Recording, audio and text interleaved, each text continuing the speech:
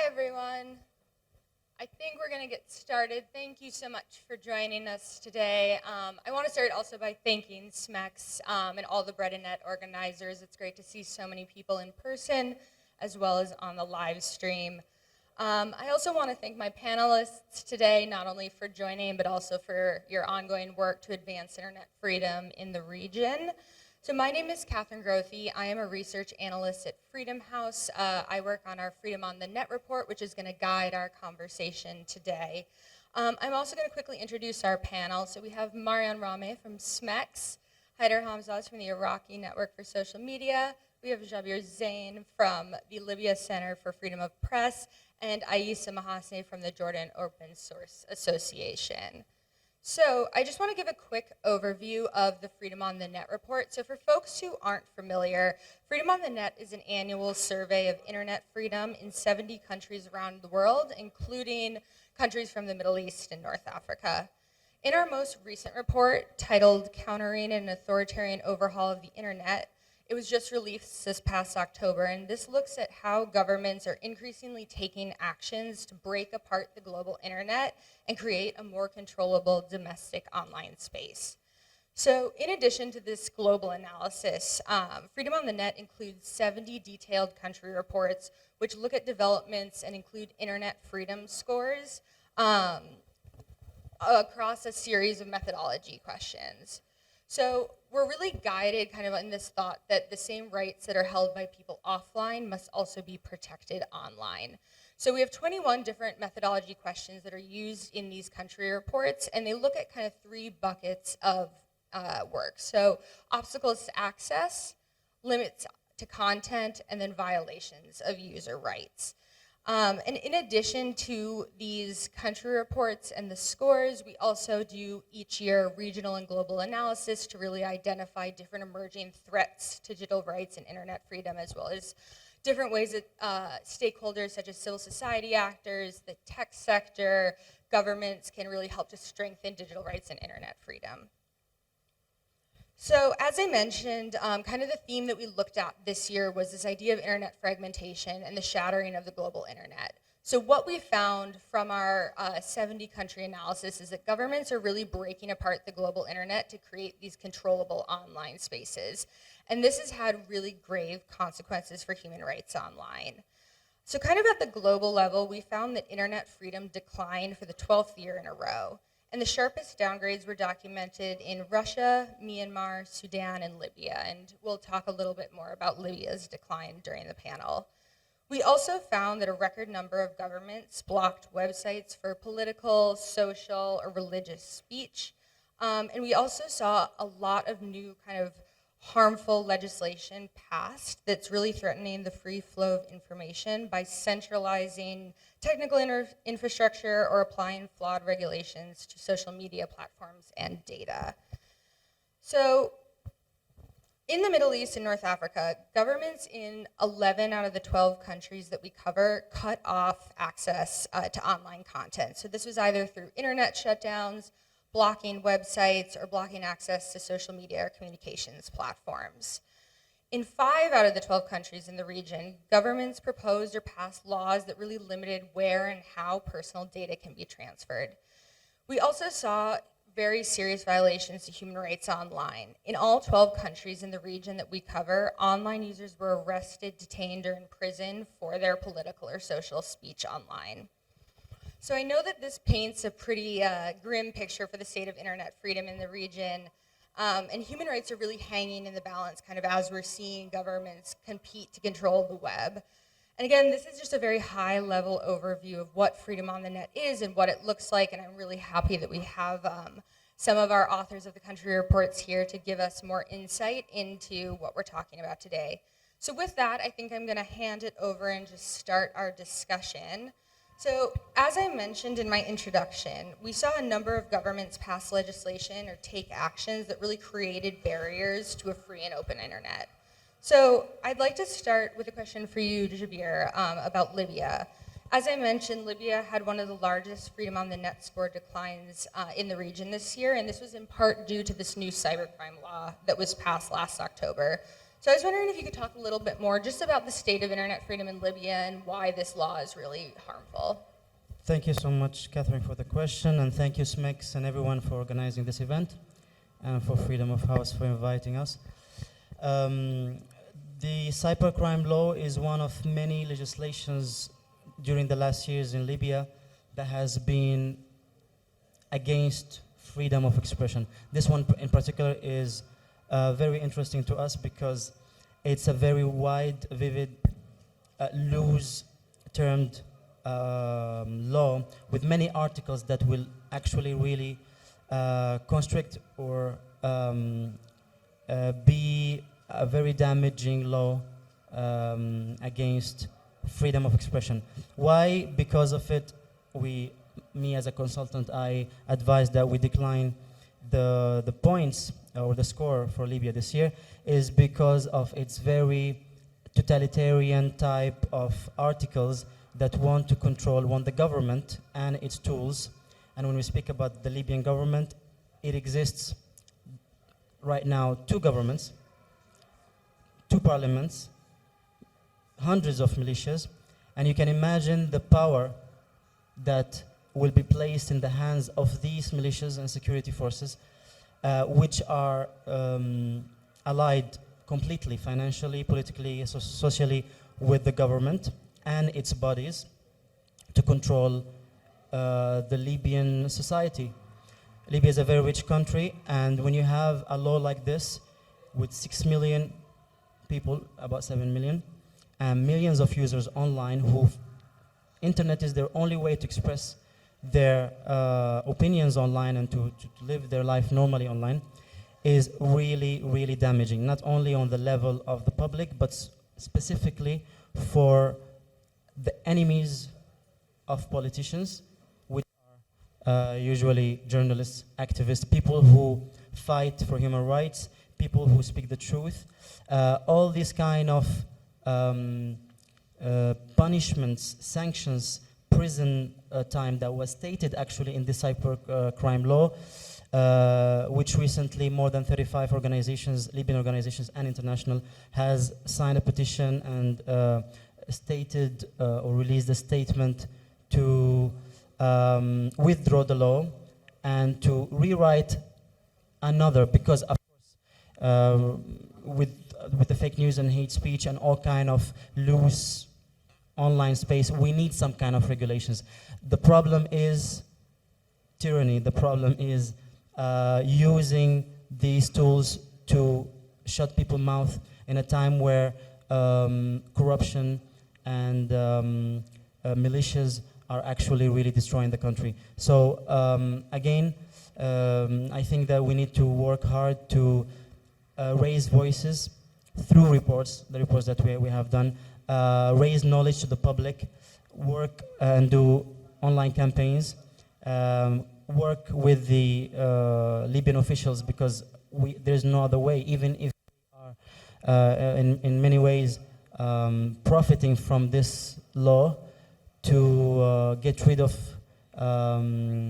opponents, enemies, people they don't like. You know, this kind of law, like you can just go to the police station and say that this person said 1, 2, 3 about me, and the law is so loose. The words, the terminology is so loose that it would put people in prison. And it was done maybe for lack of experience, but not lack of bad intention. So it exists, this bad intention exists, and I would just like to say that we just need to continue to clarify that, why these articles in this law will be detrimental to the freedom of expression in Libya. And I'm hopeful that we can do that, and I'm glad that we can discuss this here. Thank you. Thank you. That was so comprehensive, and I think you're doing a great job starting to show why that this is harmful for free expression online, just in the way that you're discussing it. And you know, I think you made a lot of good points about how sometimes regulation is needed, but when it's these vague provisions that are going to be used to silence government critics or silence activists and journalists, that's really problematic. I want to kind of stick on this theme of legislation and ask a question about Jordan. I know, Aissa, that there's a draft data protection law that has some concerning provisions around privacy. Can you talk a little bit more about that and kind of how that fits into the broader internet freedom environment in Jordan? راح احكي بالعربي. مشروع قانون حماية البيانات الشخصية بالأردن هو في فيلم لسيرجيو ليوني، بجوز بتعرفوا اسمه The Good, The Bad and The Ugly، الحلو والسيء والشرير. ففي أشياء حلوة وفي أشياء سيئة. من الأشياء الحلوة إنه المشروع الحالي طلع بعد استشارات عامة مع المجتمع المدني. حتى احنا كجوسة اجتمعنا مع الوزارة المسؤولة والسلطات أكثر من مرة، وقدرنا إنه نتوصل لمشروع قانون بيضمن جميع الحقوق لأصحاب البيانات اللي موجودة مثلا بالحماية الأوروبية GDPR. فهذا كان من الأشياء الجيدة. بس من الأشياء الشريرة إنه متعلقة باستقلالية هيئة حماية البيانات الشخصية DPA، اللي لسبب ما من أعضائها أعضاء من الأجهزة الأمنية. ففي تخوف كبير من موضوع استقلالية الهيئة. وبرضه من الأشياء البشعة يعني the ugly part إنه بعد صار في توافق على المشروع القانوني الحالي، اجت الحكومة وعدلت بطريقة يعني ذكية جدا بعض المواد، وهلا صار في استثناءات متعلقة بالناشونال سيكوريتي والمصلحة العامة انحطت هيك بآخر ثانيتين. القانون لسه مطروح أمام مجلس النواب فلم يقر حتى الآن، وإحنا عم نحاول يعني حتى أكثر من جهة ومنها البرايفت سيكتور القطاع الخاص عم بيحاولوا شوي إنهم يغيروا بهذا القانون قبل ما يتم مناقشته من البرلمان. في جزئية متعلقة بالاحتفاظ بالبيانات، اللي حاليا كثير في احتفاظ البيانات متعلقة بالمكالمات الهاتفية عم تتم أصلا عن طريق قانون الاتصالات. فلحد الآن غير معروف إذا تم الموافقة على قانون حماية البيانات الشخصية اللي الهدف الرئيسي منه إنه الحفاظ على خصوصية رقمية للمواطنين، إنه ممكن تعطي حقوق أكثر لأصحاب البيانات. طبعا بالأردن مثل كثير من الدول يعني هو صح في توجه يعني للدولة إنه عم تعمل هيك قوانين لحماية الخصوصية من ناحية ممكن نحكي تجارية بحتة. يعني هم عم بيحاولوا يعني الأردن عم بتحاول تكون يعني هب للاي تي يعني خاصة بين منطقة المشرق العربي. فمن نتعاون مع شركات أوروبية وبصير في كثير يعني معالجة للبيانات لمواطنين أوروبيين بالأردن، فبالتالي لازم يكون في نفس مستوى الحماية الموجودة في أوروبا بالأردن. ففي دافع يعني نحكي من الناحية التجارية، بس برضه في دافع من ناحية أمنية. يعني واحدة من الأشياء اللي اوريدي عم بتناقش بين الأردن والاتحاد الأوروبي كيف ممكن يكون في تبادل لبيانات أمنية بيننا كأردن وبين الاتحاد الأوروبي. فالاتحاد الأوروبي لحد الآن معترضين لأنه ما في حماية كافية بالأردن. ففي صعيد تجاري بحت وفي صعيد أمني. طبعا الحق في الخصوصية طبعا من الحقوق الرقمية. الحكومة أخذت هاي الشغلة بعين الاعتبار في كتابة مشروع القانون الجديد، ولكن يعني ما بنعرف قديش هي فعلا جادة في تنفيذ هذا الحق، خاصة اللي احنا بنعرفه انه واضح جدا الحكومة ما عم بتحط هذا القانون كأولوية. فمش مفترضين حتى في الوقت الحالي انه يتم موافقة على هاي القانون. Thank you so much, Aisa. And I think you made a really good point about, like, sorry, I'm stuck in my headphones. There we go. You made a good point about how we've seen, not just in Jordan, but across the region, these laws that are kind of replicating EU laws, GDPR, the Digital Services Act. And the issue, I think, is that in not a lot of places, but in some places, we're seeing these broad carve-outs that really aren't, protecting user data, but are rather making data of online users more susceptible to government interference or abuse. And I'm glad that you are working with your organization to try and kind of change this and rectify some of these provisions. So legislation, so we just heard about legislation in Libya and Jordan, and this is one way that we are seeing authorities really control the online space, but there are other methods that we've noted in our research.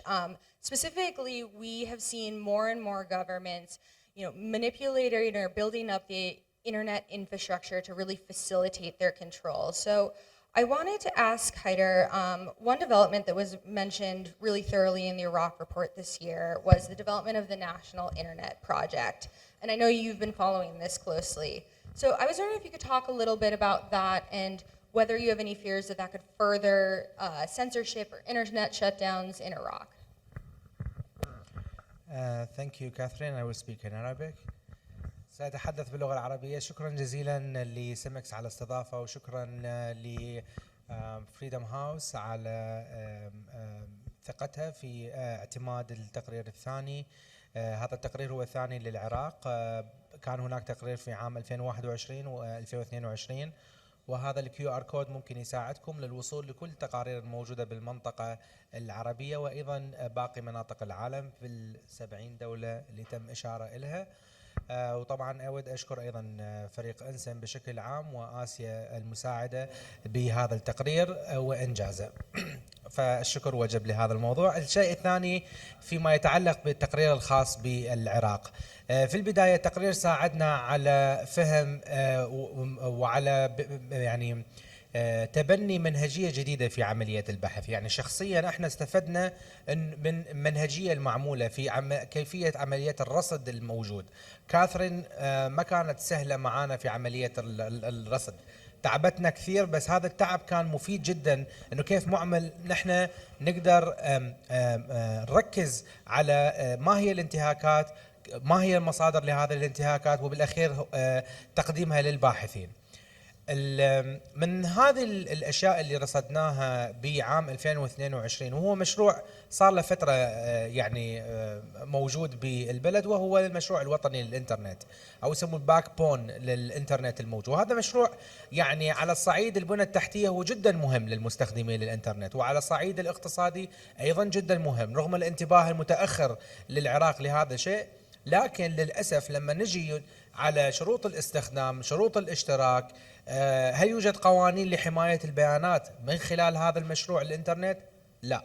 هل يوجد هناك ما هي شروط الحماية للمستخدمين الموجودين المشتركين بالمشروع الوطني للإنترنت اللي هو الكيبل الضوئي الفايبر أوبتيك؟ لا، ما موجود هذا الشيء.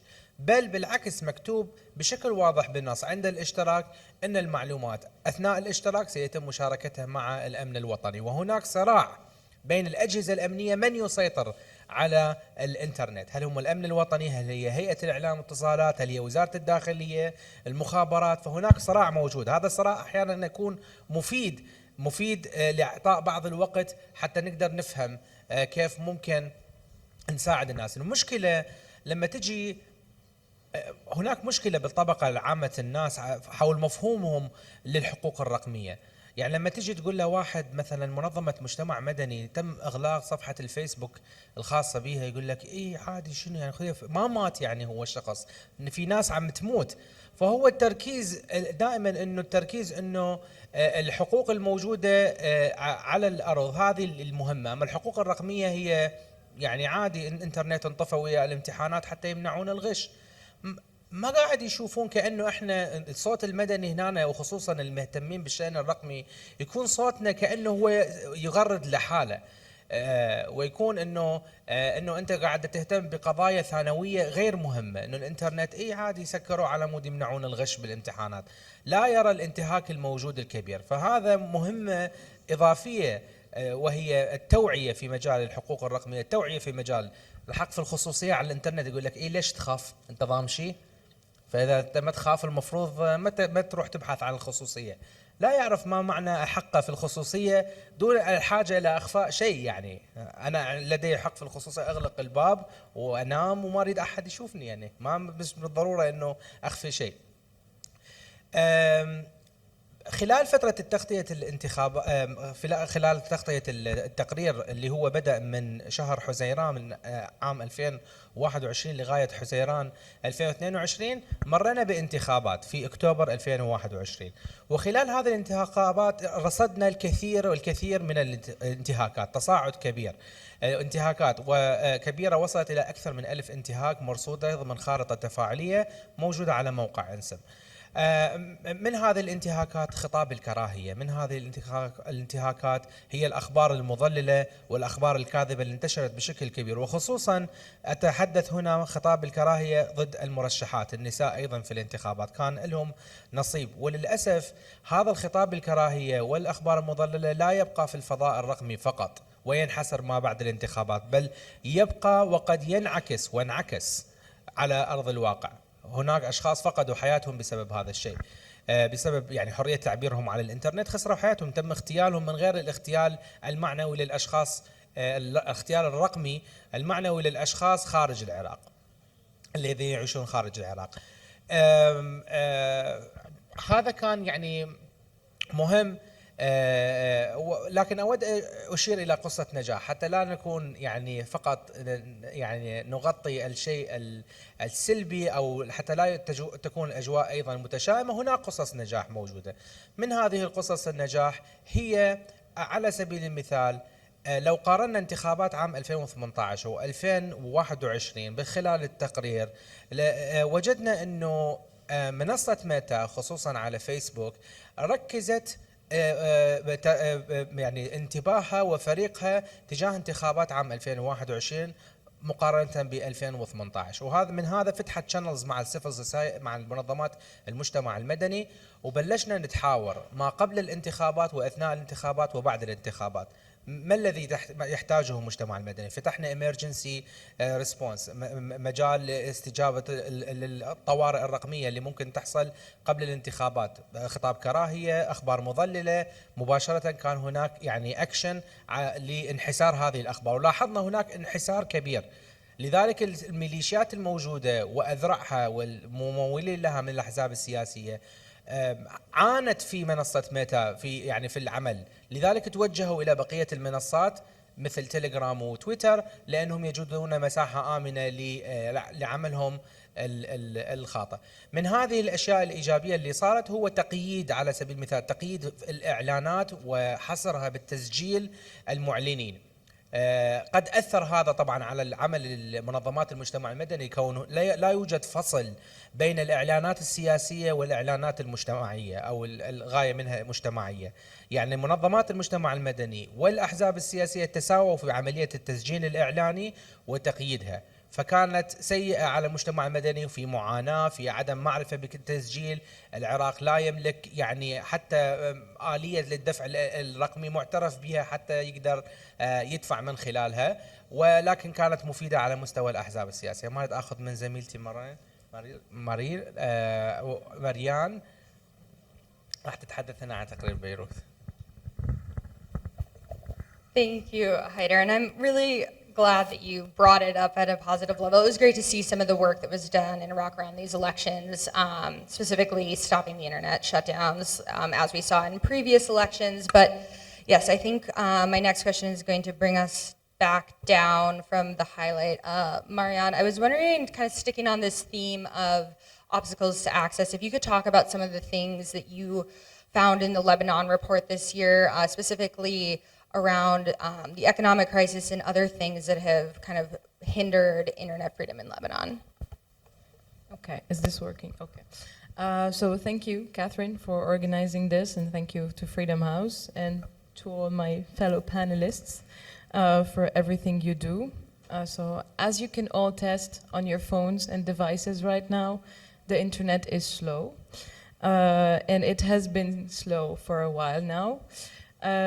This is due to the crippling corruption that the telecommunications sector is a victim of, but this is the obstacle to access has drastically increased in the last couple of years due to, as you mentioned, mostly the economic crisis. So recently, different ISPs, Ojero that I will talk about later, and mobile telecommunication companies have struggled to cover the prices of fuel needed to run and maintain their services in the country. And so this has appeared mostly in January 2022, when for the first time in a while we've had an internet cut where a station in Beirut went off and around 26,000 subscribers were affected by this. Obviously, rural areas were affected way more than this. So this is, as I mentioned, due to a lot of corruption and to the economic crisis. Why is this happening? Because the backbone of all of the internet in Lebanon is Ogero, which is linked to the government. And ISPs can only get internet and distribute internet through this entity, Ogero, and can only lower prices if a decree by the Minister of Telecommunications is published. So basically, it all goes back to Ogero. Ogero being, as I mentioned, full of corruption. A recent report by the audit entity within Ogero that was recently published, and also you can read a detailed study about it on SMAX's website, showed that there is a $6 billion deficit in the telecommunications ministry within the last 5 years. So this is huge. So currently, ministries don't have the money to do everything related to maintenance and also to operate internet all over Lebanon. This is without mentioning, again, the rural areas that have been getting less than 3G, 2G, or even no service at all in these areas. And they've been getting Syrian mobile networks to cover these areas, which is also another concern due to everything happening in Syria. So today, the government has no strategic plan to solve this crisis. Their only solution is to keep on increasing prices and prices, and obviously the end user is the person that's going to pay more and not the actual corrupt people. So prices are currently on the rise, and they've been on the rise for the last year. Their goal is to completely dollarize the prices, which is impossible for people to pay these prices because of the economic collapse. So access to internet has drastically I mean, there's a huge obstacle to access, which is the service is bad, the service is very pricey for a lot of people. And with no strategic plan to solve this, we're here having like 6 Wi-Fi networks for 100 people. So, yeah. Thank you, Marianne. And I think you actually brought up a really important point that sometimes gets kind of left behind, and it's that idea of the digital divide. And it doesn't just exist in Lebanon. I think we see this in countries that kind of span our ratings, from the more free to the more not free, as people who live in more rural areas or in different parts of countries may have different levels of access or different obstacles. So thank you for bringing that up. I wanted to turn the conversation now to kind of the third big kind of trend we saw in the region this year, and this is that authorities are increasingly censoring foreign content or cutting people off from the internet altogether. So of course, top of mind, one of the most striking examples is the internet shutdowns and social media blocks in Iran going on. But we also documented these kinds of censorship and shutdowns in Jordan, website blockings, and then in Libya with internet shutdowns. So Jabir, I wanted to turn it back to you. So I know in Libya, historically, kind of since 2011, there hasn't been too much online censorship in terms of website blockings, but we do periodically see a number of internet shutdowns, as I think the most recent ones were in August. I was wondering if you could just talk a little bit more about this tactic of the authorities, and what do we have concerns, especially with the cybercrime law, that this could increase? I think since the so-called Libyan revolution in 2011 until now, we didn't have a lot of internet shutdowns. Only when we have problem with electricity, sometimes you would have that, but that's a technical issue. The first major shutdown happened in 2011 when the revolution happened, and forces, Gaddafi actually, at the time was being heavily attacked on the media, and people were like organizing themselves online and sharing videos and photos of all the violations happening against the, back at the time, civilian protesters. And that led to having an internet shutdown, especially in the eastern area, because that was so-called liberated from the Gaddafi forces. I was in Tripoli, for example, back in 2011, and we had internet, but in the east they were completely blocked from the world because it was a rebel-controlled region. Recently, we saw another trend of internet shutdowns, specifically in the east, also sometimes in the south.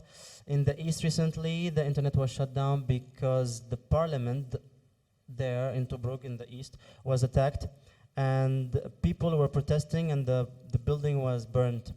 And anyone who's following the situation in Libya would know that the eastern area and part of the south is controlled by Haftar, so-called Libyan army, or the Libyan Arab Army forces.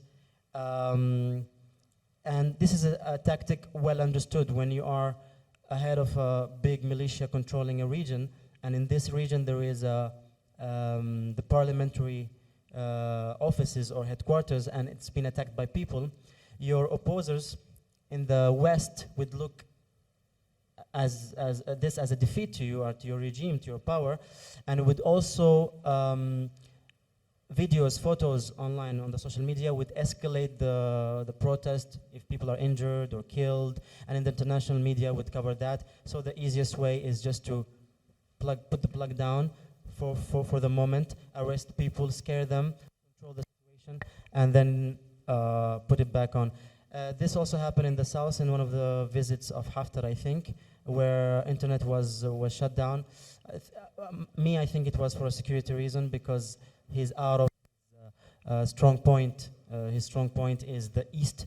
Once he's out, he's heavily protected. So that was one of the ways used. Generally, internet shutdowns in Libya do not exist on a grand scale, maybe do not exist at all, but they don't need to. The government doesn't need to shut the internet. The people are scared to speak and to share their opinions. Yes, they do, but on a certain level and carefully, because they know the consequences. Because we have journalists who are kidnapped or killed or tortured, or people who are disappearing, people who are being international organizations that are being not very well secured in Libya, and activists being kicked out of the country. And sometimes they just don't listen. Sometimes people are like talking and writing and rioting online, and nobody cares, because at the end of the day, money, arms, political power is in the hand of a number of groups that are controlling the country, whether in the east or in the west. So regarding the shutdown, I would say that the situation is not that bad. This is a good sign. But regarding supervision, I'll give you the space, use it, I will supervise you, and then I'll know how to shut you up. That can be even worse. Internet is cheap, it's not that expensive compared to other countries in the region, but fear is the main factor, actually. Thanks so much. I mean, I think you hit it spot on, in that there may not be that kind of technical drive to shut down the internet or block websites, but the chilling effect, the self-censorship that people are engaging in has similar effects to some of those technical means of controlling the online space. Kind of in this same vein, Aisa, I know one of the big stories in Jordan this year was blocking one of the websites reporting on the Pandora Papers story. I was wondering if you could kind of talk about that and other ways that authorities in Jordan have been censoring online content, any trends you're particularly concerned about, and kind of what the political context is around this censorship. اتوقع فيما يتعلق بموضوع حجب الانترنت في الاردن احنا عم نلاحظ تطور اولا يمكن بعدد، ما بدي احكي عدد المواقع المحجوبه بقدر انه التقنيات المستخدمه لحجب حجب الانترنت بشكل عام. بالاضافه في ترند او تغيير عم بيصير هو كمان مثير للاهتمام، انه احنا كحكومه اردنيه كنا نحكي انه دوله قانون ومؤسسات، فبالتالي اذا راح يصير في حجب للانترنت لازم يكون في قانون عم بدعم هذا الحجب. وبال 2012 صار في تعديل لقانون المطبوعات والنشر، ويعتبروا انه جميع المواقع الالكترونيه اللي بتحط اخبار ممكن انه تعتبر زيها زي الجرايد، فبالتالي لازم تاخذ ترخيص. خلال يوم واحد حجبوا 300 موقع. القانون نفسه تم موافقة عليه من مجلس النواب والعيان ووقع عليه الملك خلال 14 يوم. كان يمكن أسرع تعديل قانوني عم بيصير بالأردن، بس أقلها كان مستند على قانون. اللي احنا عم نلاحظه آخر فترة إنه عم بيصير في حجب للإنترنت بطرق غير قانونية ودون دون الاعتماد على أي أمر قضائي. وهي لاحظناها أكثر بالأحداث السياسية، عندما بدأت المظاهرات تصير في عمان وباقي مناطق الأردن ضد قانون الضريبة الجديد. هذا الحكي عم نحكي تقريبا قبل 6-7 سنوات. بدأت الحكومة تحجب خدمة اللايف ستريمينج على الفيسبوك، وعم تتكرر المظاهرات، ودائما عم نكتشف انه الناس ما بتقدر تصور وتعمل لايف ستريمينج على فيسبوك. وصلت المرحله انه صرنا نعرف احنا كمواطنين اردنيين اذا الفيسبوك لايف ما عم بيشتغل معناته في مظاهره بالشارع. يعني ما بنكون عارفين انه في مظاهره، بس بنكتشف فيما بعد انه فعلا انه في ناس عم بيتظاهروا، عشان هيك عم بيحجبوا الفيسبوك. الشيء الثاني الكبير اللي صار، اللي ما سمي بالانقلاب على الملك، قصة متعلقة بأخو الملك اللي هو الأمير حمزة. ومن وقتها صار في انقطاع للاتصالات بشكل عام في بعض المناطق في عمان لفترة أيام. وبجوز أنتم ناسين إنه كان في تطبيق اسمه كلاب هاوس. فور سم ريزن هذا التطبيق كان كثير مشهور بالأردن هذيك الفترة، وكان كثير مشهور عند النشطاء السياسيين. فكان الحديث الدائر كثير متعلق بمحاولة الانقلاب اللي صارت، وناس يعني كان عندها أفكار مختلفة. فجاءت السلطات، طبعا ما اعترفت بذلك، بس اجت السلطات وحجبت هذا التطبيق. فمنها الناس صاروا ينزلوا في بي انز. طبعا الكل بده يدخل على التطبيق، فعم بينزل في بي ان. فحاليا حاولت، وحاليا السلطات عم بتحاول انه تحجب الفي بي انز بالاردن، وفعلا في بعض الفي بي انز محجوبه بالاردن، طبعا دون الاستناد الى اي قانون. هذا الشيء كله نوت ليجل. صحفيين واحنا حاولنا نتواصل مع الحكومه، وكان ردهم انه لا، هو التطبيق شغال، احنا ما حجبنا شيء، بس يبدو مش شغال عندكم او مشكله على التطبيق، بس everything is legal. فيما يتعلق باوراق بندورا، برضو للي ما بيعرف، كان تقرير استقصائي ومن نتائجه انه في املاك للملك في مناطق مختلفه بالعالم. الجهه اللي عملت هذا التقرير الاستقصائي تم حجب الموقع تبعهم، بالحق يقال لمده ساعتين، ساعه وساعتين. يمكن ان السلطات اكتشفت فيما بعد انه الدمج او الضرر اللي ممكن يصير من موضوع حجب زي هيك موقع اسوأ من حجبه، فردوا فتحوه، يعني صار اكسسبل يعني خلال ساعتين. بس بنفس الموضوع احنا بنعرف انه الصحافه الاردنيه ما غطت هذا الموضوع نهائيا، يعني كانه مش موجود هاي الموضوع بالعالم، باستثناء موقع الكتروني اخباري واحد، عمان نت، حاولت فعلا، جابوا الخبر ونشروا الخبر. نفس اليوم اجتهم تهديدات من جهاز المخابرات انهم يلغوا الخبر، وتحت ضغوطاتهم اضطروا لالغاء الخبر. فعم نحكي انه السلطات ما زالت تستخدم، خلينا نحكي، ادوات تقليديه، تخويف وتهديد عن طريق يعني مكالمات او الاجهزه الامنيه، وايضا عم تستخدم برضه طرق تقنية إلى حد ما حديثة، وهذا أمر مثير للاهتمام للدول العربية الثانية، لأن الأردن إلى حد ما دائما هيك بحسها مختبر للتقنيات الحجب الجديدة والأشياء الجديدة. احنا اول دوله في المنطقه حجبنا الانترنت اثناء الامتحانات، وبعدين اجت العراق تعلموا منا ودول عربيه ثانيه. فحتى لما حجبنا الفيسبوك لايف تبين انه بعدها باشهر فنزويلا they were trying to do the same thing، يعني كانوا يحاولوا يعملوا تقريبا نفس الشيء يعني. فدائما نحاول نحط الاردن هيك بعين الاعتبار انه ممكن انه يعني شاطرين انه نخترع اشياء جديده فيما يتعلق بحجب الانترنت.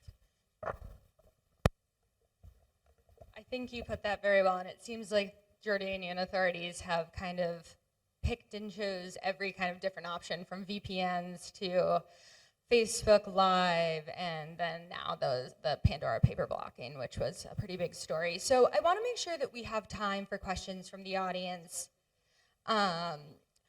But we have 15 minutes, right? Yep.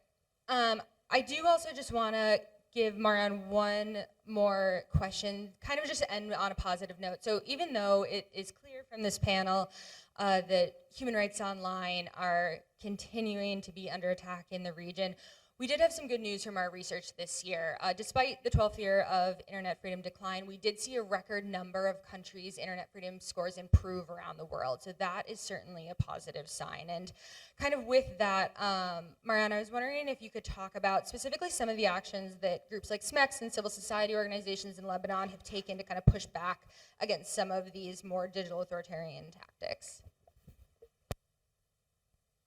Sure. So I'm gonna be brief. One thing I'm gonna mention, and kudos to Tech Unit in the back. One great thing that SMEX was able to accomplish this year was this great kind of watchdog monitoring of every governmental platform that was instated since the start of the pandemic. So quickly, the central inspection, which is part of the general security, started this e-government-ish platform called Impact.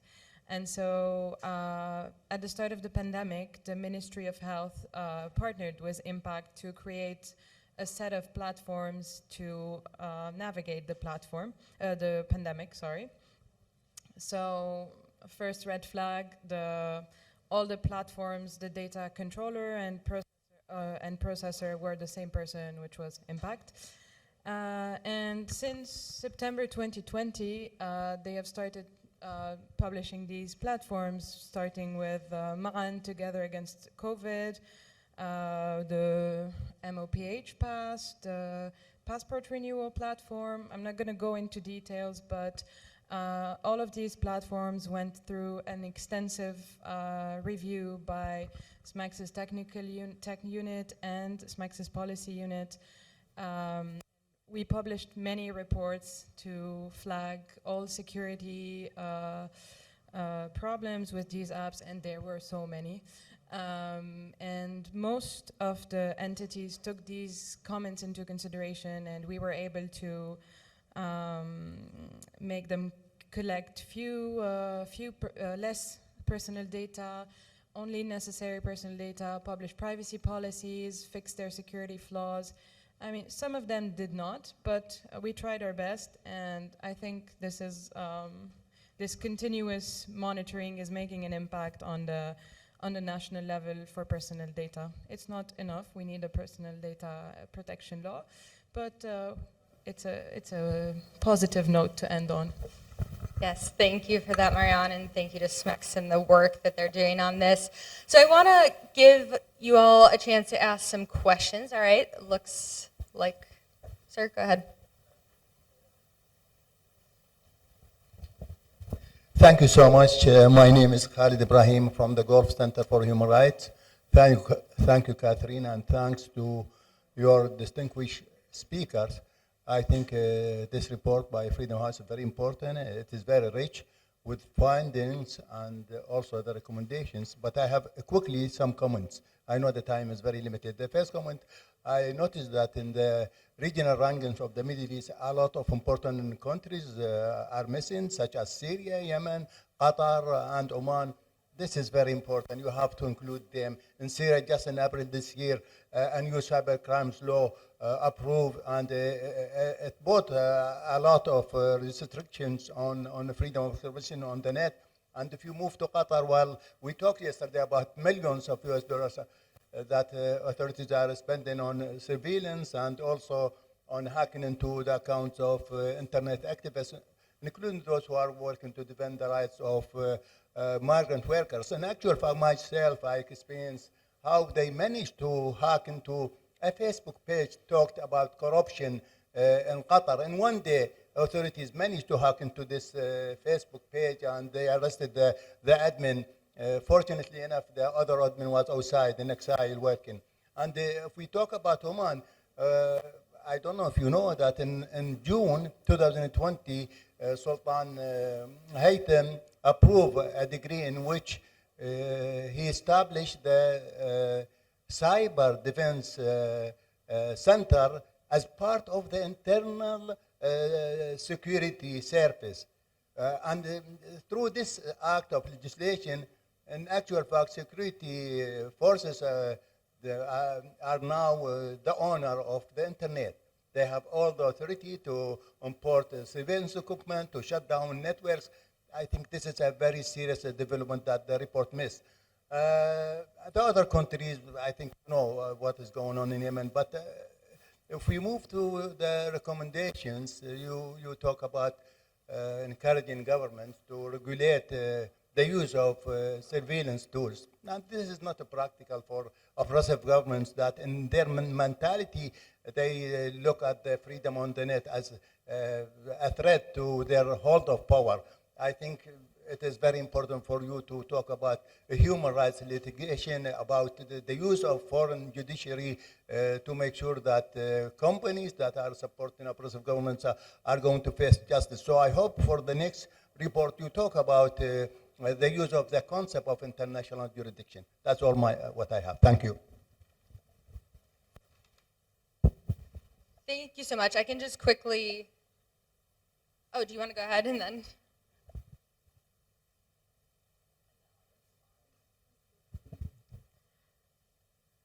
Hi, I'm Kenza. I am journalist from Algeria, and I will speak in Arabic.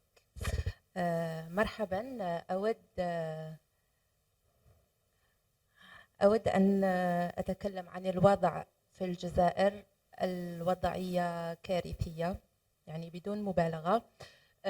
كصحفية أود أن أشير إلى أن عديد من المواقع الإخبارية التي لا الغير مطيعة بين ظفرين للنظام أو السلطة يتم حجبها في الجزائر، ويشكل ذلك خسارة اقتصادية كبيرة على هذه المواقع وتقييد حريتها في التعبير وحرية الصحافة. كذلك أود أن أشير إلى ملف معتقلي الرأي في الجزائر الذي يتجاوز اليوم عددهم أزيد من 300 معتقل رأي، كلهم متابعين بسبب منشورات على مواقع التواصل الاجتماعي.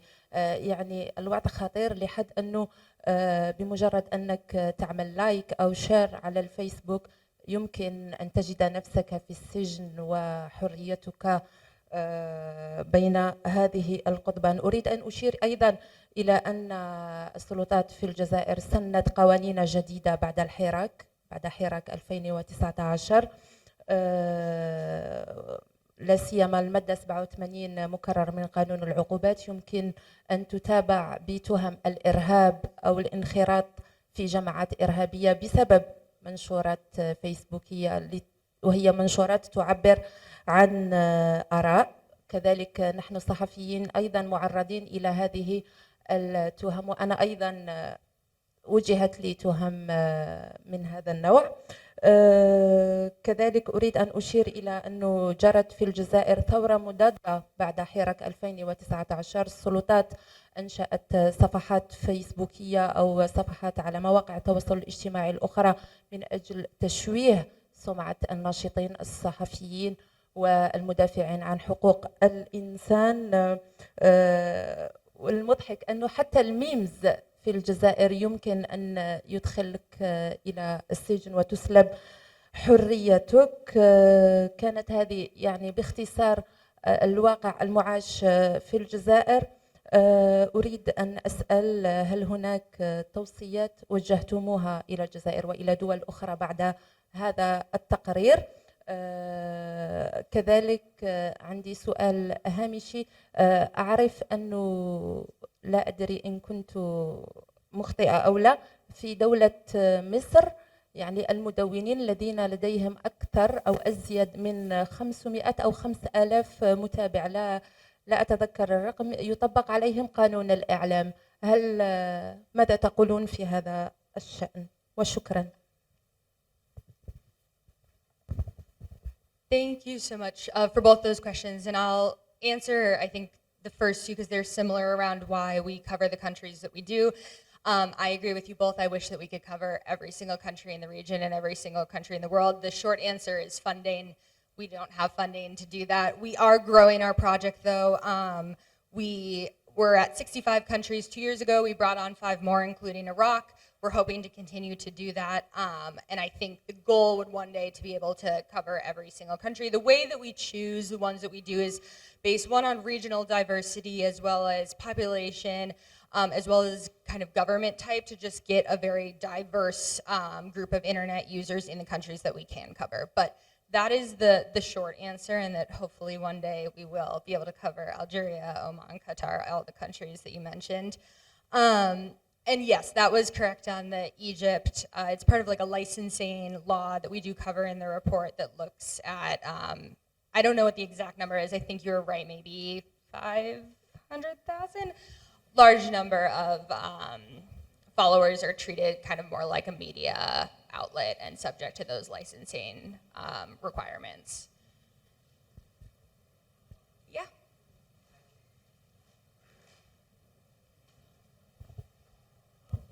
Hello, I'm Gohari. I work for FX. I just want to comment on the Egypt thing.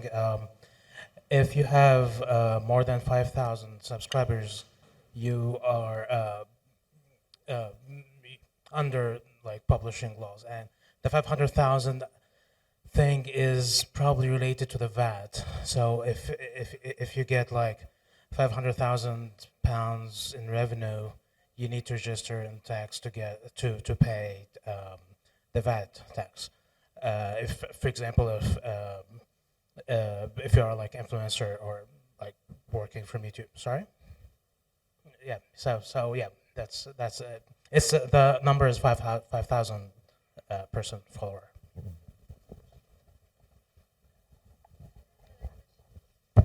Thank you. And this is why we rely on country experts and not just myself to get all of these numbers correct.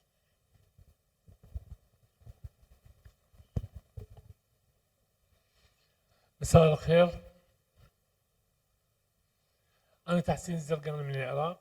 عظيمة هي هاي الجهود اللي غالبية المنظمات اللي معنية بالدفاع عن حقوق الإنسان بتتابعها من خلال رصد هذه الانتهاكات، لكن هل هي قادرة على مواجهة حكومات أصبحت اليوم تستثمر في قطاع الاتصالات والإلكترونيات؟ الصحفيون معرضون إلى المخاطر، المدونون معرضون إلى المخاطر، إضافة إلى الناشطون، وحتى منظمات المجتمع المدني أصبحت غير قادرة على ممارسة نشاطاتها الاعتيادية بسبب التخوف أو الخشية من الحكومات. فكيف ستستطيع هذه المنظمات الدولية من توحيد الجهود لمواجهة ما الثروات الطائلة التي تمتلكها الحكومات للحفاظ على حياة المدافعين أو المدونين؟